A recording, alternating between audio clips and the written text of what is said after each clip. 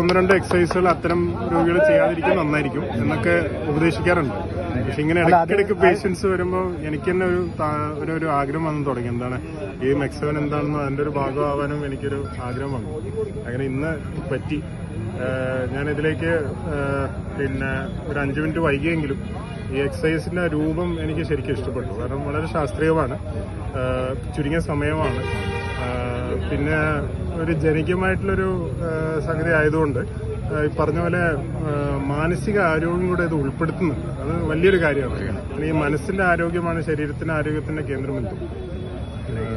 എനിക്ക് പറയേണ്ടുന്ന സംഗതി പറഞ്ഞാൽ ഇത് ജസ്റ്റ് ഒരു എക്സസൈസ് ആയിട്ട് നമ്മൾ കാണരുത്. ഒരുപക്ഷെ ജിമ്മിലൊക്കെ പോകുന്ന ആൾക്കാർ എപ്പോഴും പറയും 1-2 മാസം കഴിഞ്ഞാൽ പിന്നെ അതിൻ്റെ ഒരു ഇത് പോകും. അപ്പോൾ ആ ഒരു സംഗതി ഇത് ബാധിക്കരുത്.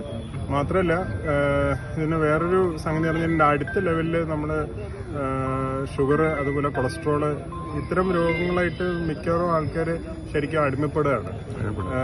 ഇത് ഒരു മരുന്നുകൊണ്ട് ചികിത്സിക്കേണ്ട കാര്യമല്ല. സിമ്പിൾ എക്സസൈസ്, നമ്മുടെ ഇന്നത്തെ ഒരു ഫാസ്റ്റ് ലൈഫിന്റെ ഭാഗമായിട്ട് നമ്മൾ എക്സസൈസിന് വില മനസ്സിലാക്കുന്നില്ല.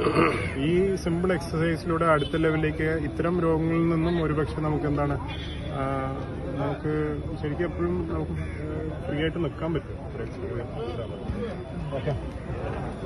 താങ്ക് യു കണ്ടതിന് സാറിന്റെ പേരെന്താ? കാരാപറമ്പാട്. വർക്ക് ചെയ്യണത് പിന്നെ ഏറനാടിലുണ്ട്, അതേപോലെ ശാന്തി ഹോസ്പിറ്റൽ. Okay sir.